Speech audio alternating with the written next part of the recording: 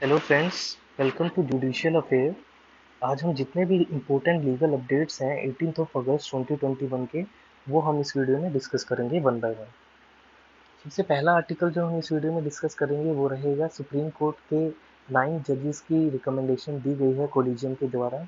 तो डिटेल में comprehensive view से डिस्कस करेंगे इस आर्टिकल को। दूसरा आर्टिकल हम डिस्कस करेंगे कि मद्रास हाई कोर्ट ने कहा है, सेंटर को डायरेक्ट किया गया है कि एक सेपरेट लेजिस्लेशन लाया जाए सीबीआई के लिए। उसके बारे में क्या डायरेक्शन दी गई हैं, क्या क्या पॉइंट्स को टेक केयर करना है सेंट्रल गवर्नमेंट को, वो हम इस वीडियो में डिस्कस करेंगे। तीसरा आर्टिकल हम डिस्कस करेंगे कि एनडीए एग्जाम में भी अब वुमेन्स को के पार्टिसिपेशन इंश्योर करने के लिए सुप्रीम कोर्ट ने कहा है कि वुमेन्स भी अब एनडीए का एग्जाम दे सकती हैं। एक इंटरिम ऑर्डर में कहा गया है, फाइनल ऑर्डर अभी आना बाकी है, इसीलिए हम इस वीडियो में डिस्कस करेंगे।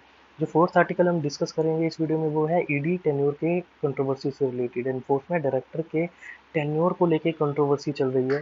क्या है वो कंट्रोवर्सी, ईडी क्या होता है, क्या बेसिक्स हैं, किस लिए इसका काम आता है, कौन सी ये एजेंसी है, क्या काम करती है, क्या फंक्शन है, वो इस वीडियो में हम डिस्कस करेंगे। सबसे पहला आर्टिकल हम डिस्कस करने जा रहे हैं वो है सुप्रीम कोर्ट के कॉलेजियम ने रिकमेंड किया है 9 नेम्स को for the elevation to Supreme Court including 3 womens and 1 lawyer. यानी कि 9 नेम्स जो हैं वो रिकमेंड किए हैं कॉलेजियम सिस्टम में, जिसमें 3 वुमेन हैं और एक लॉयर है। सबसे पहले हमें ये जानना चाहिए कि सुप्रीम कोर्ट की जो प्रेजेंट स्ट्रेंथ है वो है 34 जजेस की, मीन्स 33 जज plus 1 chief justice of India. Total 34 जजेस जो हैं वो सुप्रीम कोर्ट में काम कर सकते हैं।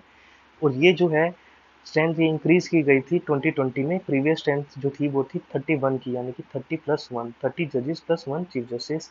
लेकिन 2020 में इसे बढ़ाकर 34 कर दिया गया था। दूसरा, हमें तीनों वुमेन जजेस के नाम याद रखने हैं। जो तीनों वुमेन जजेस हैं जिन्हें अपॉइंट किया गया वो है बीवी नागरत्ना। दूसरे हैं जो chief justice of Telangana high court की हैं वो है हेमा कोहली जी। तो तीसरा नाम जो है वो है जस्टिस बेला त्रिवेदी जी का। इसमें जो सबसे इम्पोर्टेंट नाम है वो है बीवी नागरत्ना जी का। और एक्सपर्ट का मानना है कि she can be appointed as chief justice of India. अगर ये रिकमेंडेशन अप्रूव की जाती हैं सेंट्रल गवर्नमेंट के द्वारा तो हमें इंडिया को पहला चीफ जस्टिस मिल जाएगा बीवी नागरत्ना के तौर पर। दूसरा जो नाम और एक सीनियर एडवोकेट जिन्हें अपॉइंट किया गया है वो है P S Narasimha ji. Justice A S Oka ji को भी रिकमेंड किया गया है, और जस्टिस विक्रम नाथ जी को, जो कि गुजरात हाई कोर्ट के हैं, उनका नाम भी रिकमेंड किया गया है कोलिजन के द्वारा। जस्टिस जे के महेश्वरी जी और justice C T Ravi Kumar और जस्टिस एम सुंदरेश, इनका नाम भी रिकमेंड किया गया है अपॉइंटमेंट के लिए। नेक्स्ट आर्टिकल जो हम डिस्कस करेंगे वो है सीबीआई से रिलेटेड। मद्रास हाईकोर्ट ने कहा है कि रिलीज द केस पैरेट। जो केस पैरेट है जो बंद होता है उसे रिलीज किया जाए जल्द से जल्द, और एक सेपरेट लेजिस्लेशन बनाया जाए सीबीआई के ऊपर। क्या है और उसकी ऑटोनॉमी को सुनिश्चित किया जाए, क्या ये इशू, ये डिस्कस करते हैं।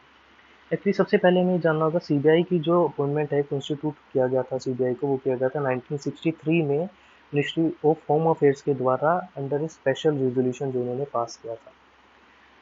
और एक इंटरेस्टिंग फैक्ट हमें जो नोट करना है वो यह है कि गुवाहाटी हाई कोर्ट ने 2013 में इस सीबीआई की अपॉइंटमेंट को एक अनकॉन्स्टिट्यूशनल करार दिया था। यानी कि ये जो सीबीआई की फॉर्मेशन है ये अनकॉन्स्टिट्यूशनल है as per Guwahati high court इन 2013। लेकिन इस ऑर्डर पर स्टे आ गया था और वो स्टे अभी भी बना हुआ है। दैट्स द रीजन सीबीआई अभी भी काम कर रही है। नहीं तो अगर ये ऑर्डर पर स्टे ना होता, और क्योंकि हाईकोर्ट के डिसीजन ऑल इंडिया पे बाइंडिंग होते हैं, अगर वो किसी कॉन्स्टिट्यूशनल पे बात होती है तो हो सकता था कि सीबीआई काम ना करती, लेकिन सुप्रीम कोर्ट के स्टे की वजह से वो आज भी काम कर रही है। और दूसरी हमें इम्पोर्टेंट बात ध्यान में रखनी चाहिए कि सीबीआई का जो इस्तेमाल है वो वेरियस एजेंसीज, मतलब वेरियस एक्सपर्ट्स ने कहा है कि ये जो है सेंट्रल गवर्नमेंट की पपेट की तरह काम करती है, सेंट्रल गवर्नमेंट के साथ ही काम करती है। और सेंट्रल गवर्नमेंट जो है वो अपने इनहेरेंट मोटिव्स के लिए इसका यूज़ करती है टाइम टू टाइम। काफ़ी केसेस होते हैं सीबीआई के द्वारा वो फाइल किए जाते हैं, लेकिन उनका कोई रेजोल्यूशन, कोई निकलता नहीं है। वो एंड में क्या होता है कि एक्विटल हो जाता है। लेकिन एक डरा धमकाने के लिए सेंट्रल गवर्नमेंट ने एक एजेंसी रखी हुई है, ऐसा एक्सपर्ट्स का मानना है। That's the reason Madras high court ने कहा है कि इसकी जो है ऑटोनॉमी सुनिश्चित की जाए, इसकी इंडिपेंडेंस सुनिश्चित की जाए। उन्होंने जो डायरेक्शन दी गई है वो हम इंपॉर्टेंट डायरेक्शन जो है वो डिस्कस करते हैं। सबसे पहले उन्होंने कहा कि इसे को स्टैट्यूटरी स्टेटस दिया जाए, मोर पावर दी जाए सीबीआई को, ताकि वो ऑटोनोमस तरीके से काम कर सके। जैसी पावर इलेक्शन कमीशन के पास है, कैग के पास है, वैसी ही पावर ऑटोनोमस तरीके से काम करने के लिए सीबीआई को दी जानी चाहिए। उन्होंने कहा कि एक सेपरेट बजट भी होना चाहिए सीबीआई का, और उन्हें फंक्शनल ऑटोनॉमी देने की ज़रूरत है। उनमें मॉडर्न जो है वो फैसिलिटी प्रोवाइड करने की ज़रूरत है, जैसे साइबर फोरेंसिक एक्सपर्ट है, फाइनेंशियल ऑडिट एक्सपर्ट है, ये सब जो है सीबीआई में होने चाहिए। ये कुछ डायरेक्शन इशू के हैं। अब मद्रास हाई कोर्ट की जो ये डायरेक्शन है, सेंट्रल गवर्नमेंट कब मानती है, क्या वो एक्ट करती है, नहीं करती है, ये देखने वाली बात होगी। लेकिन जुडिशरी ने अपना काम कर दिया है। अब बारी है लेजिस्लेशन की कि वो इस पे एक सख्त से सख्त एक्ट लेके आए, एक कानून लेके आए और सीबीआई की इंडिपेंडेंस को सुनिश्चित करें। चलिए अब नेक्स्ट आर्टिकल पर मूव करते हैं। नेक्स्ट आर्टिकल जो है वो है कि सुप्रीम कोर्ट ने इंट्रीम ऑर्डर पास किया है ताकि वुमेन जो है एनडीए के एग्जाम में अपीयर हो सके। केस का नाम है खुशकागा वर्सेस यूनियन ऑफ इंडिया। सबसे पहले एक इम्पोर्टेंट फैक्ट है कि अभी एज ऑफ नाउ वुमेन जो है वो एनडीए का एग्जाम नहीं दे सकती, यानी कि वुमेन जो है उनका जो एंट्री है वो ग्रेजुएशन के बाद ही है अभी के सिनेरियो में। लेकिन जो मेन है, मेल कैंडिडेट है, वो प्लस टू के बाद एनडीए के एग्जाम के थ्रू रिक्रूट किए जाते हैं आर्मी में। तो यही बात की गई है पिटीशन में कि बेसिस ऑन सेक्स जो है डिस्क्रिमिनेशन किया जा रहा है अपॉइंटमेंट में गवर्नमेंट की वैकेंसीज को भरने के लिए। और ये जो है article 14, 15, 16 and 19 of Indian constitution का वॉयलेशन है। उन्होंने ये कहा है कि बेसिस ऑन सेक्स जो है कि ये डिस्क्रिमिनेशन नहीं होना चाहिए। और उन्होंने बबीता पुनिया केस का भी रेफरेंस दिया है। बबीता पुनिया केस एक लैंडमार्क जजमेंट थी जिसमें सुप्रीम कोर्ट ने परमानेंट कमीशन जो है दिया था, ग्रांट किया था वुमेन को इन 10 स्ट्रीम्स ऑफ आर्मी। यानी कि जो 10 स्ट्रीम्स थी जिसमें पहले वुमेन को शॉर्ट सर्विस कमीशन के लिए अपॉइंट किया जाता था, उनके लिए परमानेंट कमीशन भी देने की बात की गई थी सुप्रीम कोर्ट में। तो इस केस का भी रेफरेंस दिया गया है। तो बेसिस ऑन दैट जो सुप्रीम कोर्ट है उन्होंने इंट्रीम ऑर्डर दिया है और ये कहा है कि वुमेन एनडी का एग्जाम दे सकती हैं। ओबियसली फाइनल ऑर्डर पर काफ़ी कुछ डिपेंड करेगा, फाइनल जजमेंट पर काफ़ी कुछ डिपेंड करेगा कि क्या निकल कर आता है। लेकिन एज ऑफ नाउ जो है ये एक अच्छा डिसीजन है सुप्रीम कोर्ट का, जो कहा जा सकता है। लेट्स सी आगे क्या होता है। जो नेक्स्ट जो कंट्रोवर्सी है वो है एनफोर्समेंट डायरेक्टरेट से रिलेटेड, उनके टेन्योर से रिलेटेड एक कंट्रोवर्सी है। क्या है ईडी, क्या है बेसिक इनके, वो हम डिस्कस करते हैं। सबसे पहले देखिए ईडी का जो है वो मेन जो है वो रिस्पॉन्सिबल होती है for enforcing the economic law and fighting economic crime in India. यानी कि इकोनॉमिक क्राइम से रिलेटेड जो भी है उसे फाइट करने के लिए और इकोनॉमिक लॉज जो है उनके एनफोर्समेंट के लिए ईडी का जो है गठन किया गया था। और ये जो है फर्स्ट में 1956 को ये कॉन्स्टिट्यूट हुआ था। यानी कि 1956 से है जो ईडी काम कर रही है। जो मेन रिस्पॉन्सिबिलिटी इन्हें दी गई है वो दी गई है फेमा एंड पीएमएलए को इम्प्लीमेंट करने की, एनफोर्स करने की।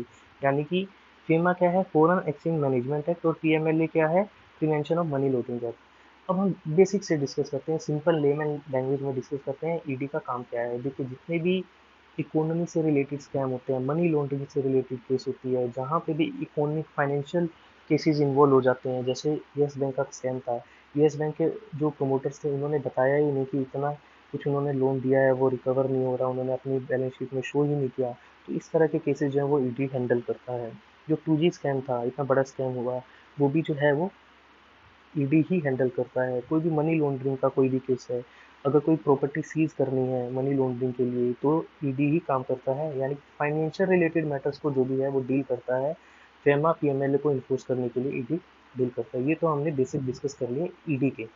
अब अब इसमें जो टेन्योर की कंट्रोवर्सी एक जनरेट होकर आ रही है, सबसे पहले हमें ये जानना होगा कि जो करंट जो सिचुएशन है उसमें ये कहा गया है कि जो ईडी का टेन्योर है, कोई भी ईडी यानी कि एनफोर्समेंट डायरेक्टरेट के तौर पे अगर कोई अपॉइंट होता है तो उसे मिनिमम 2 साल का टेन्योर देना ही होगा। मैक्सिमम इसमें कोई लिमिट नहीं रखी गई है। लेकिन अब ये कंट्रोवर्सी क्यों हुई है, ये कंट्रोवर्सी इसलिए हुई है क्योंकि संजय कुमार मिश्रा जी को 2018 में एक नोटिफिकेशन के तहत उन्हें अपॉइंट किया गया एज ए ईडी। उसमें ये कहा गया था कि क्योंकि मिनिमम 2 साल के लिए ईडी की अपॉइंटमेंट करनी है तो उन्हें 2 साल के लिए ईडी का अपॉइंटमेंट कर दी गई। नोटिफिकेशन में भी यही लिखा गया था कि वो 2 साल के लिए अपॉइंट किए जा रहे हैं। लेकिन इन बिटवीन क्या हो गया, उनकी सुपर एनुएशन हो गई, यानी रिटायरमेंट वो 60 ईयर्स के हो गए। अब क्या हुआ कि जो 2 साल के लिए अपॉइंट किया गया था वो तो मिनिमम लिखा हुआ कि मिनिमम तो 2 साल का अपॉइंट होना ही चाहिए, तो वो सुपर एनुएशन के बाद भी कंटिन्यू करते रहे। लेकिन अब सेंट्रल गवर्नमेंट ने क्या किया, रेट्रोस्पेक्टिवली जो ऑर्डर उन्होंने 2018 में पास किया था उसी ऑर्डर में चेंज कर दिया गया और उस 2 साल की जगह उन्होंने 3 ईयर्स मेंशन कर दिया। यानी कि रेट्रोस्पेक्टिवली नोटिफिकेशन को चेंज किया और उसमें 2 साल की जगह 3 साल लिख दिया। यानी कि इससे क्या हुआ कि संजय मिश्रा जी की जो अपॉइंटमेंट है वो 1 साल के लिए और बढ़ गई। बस इसी पर ही बवाल हो गया है। जो अपोजिंग पार्टी है उनका कहना है कि दूसरे लोगों को मौका देना चाहिए क्योंकि उनकी सुपर एन्यूशन हो चुकी है उन्होंने मिनिमम 2 ईयर का क्राइटेरिया भी पूरा कर लिया है, और गवर्नमेंट के नोटिफिकेशन में भी 2 ईयर्स ही लिखा गया था। तो अभी करंट में उनकी जो अपॉइंटमेंट है वो वैलिड नहीं है, और सुप्रीम कोर्ट को कहा है कि वो इंटरव्यू करे। लेकिन जो गवर्नमेंट का पॉइंट ऑफ व्यू है, जो सोलिसिटर जनरल है तुषार गुप्ता जी, उन्होंने कहा है कि ये जो है गवर्नमेंट के ऊपर है, वहाँ पे मैक्सिमम कोई एज लिमिट नहीं रखी हुई है, वहाँ पे सिर्फ मिनिमम लिखा गया है कि मिनिमम 2 ईयर्स के लिए अपॉइंटमेंट करना जरूरी है। मैक्सिमम वहाँ पे कुछ लिखा ही नहीं गया है, तो ये अपॉइंटमेंट जो है वो वैलिड है। और सुप्रीम कोर्ट का क्या कहना है, सुप्रीम कोर्ट ने जो है वो अपनी जजमेंट रिजर्व कर दी गई है, विद इन 2-3 डेज उनकी जजमेंट आ जाएगी। जैसे ही उनकी जजमेंट आती है हम आपको इस चैनल में अपडेट कर देंगे। आई होप आपको कंट्रोवर्सी समझ में आई होगी, क्या कंट्रोवर्सी है, आपका क्या कहना है कमेंट सेक्शन में ज़रूर बताइएगा। और किसी भी तरह का कोई फीडबैक है, कोई सजेशन है इस चैनल से रिलेटेड, तो प्लीज़ आप कमेंट सेक्शन में बता सकते हैं। आई होप आपको सारे के सारे इश्यूज़ जो हैं कॉम्प्रिहेंसिवली से समझ आए होंगे। इसी के साथ हम इस वीडियो का एंड करते हैं। Thank you so much, thanks for watching. Subscribe कर सकते हैं आप इसी तरह के वीडियोज़ को देखने के लिए। Thank you so much, bye bye, जय हिंद।